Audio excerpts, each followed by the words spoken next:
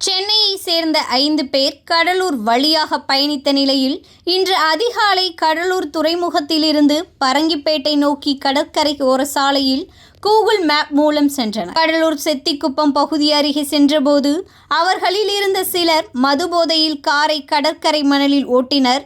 4 wheel drive என்பதால் மணலில் சுலபமாக செல்லும் நிலையில் அவர்களுக்குள் போட்டி ஏற்பட்டது. அதில் ஒருவர் இந்த கார் மணலில் மட்டுமல்ல கடலிலும் செல்லும் என்று கூறி திடீரென காரை கடலுக்குள் செலுத்தினார். சில தூரம் சென்றபோது கார் கடலுக்குள் நின்றுவிட்டது. இதனால் காரில் இருந்த 5 பேரும் கடலில் தத்தளித்தனர். அப்போது அங்கு இருந்த மீனவர்கள் உடனடியாக நீரில் இறங்கி அவர்களை பத்திரமாக மீட்டனர். பின்னர் காவல்துறை உதவியுடன் கார் டிராக்டரின் உதவியால் கடலிலிருந்து இழுக்கப்பட்டது. 4 வீல் டிரைவ் காரை கடலுக்குள் ஓட்டி ஆபத்தான முயற்சியில் ஈடுபட்ட சம்பவம் கடலூரில் பெரும் பரபரப்பை ஏற்படுத்தியுள்ளது.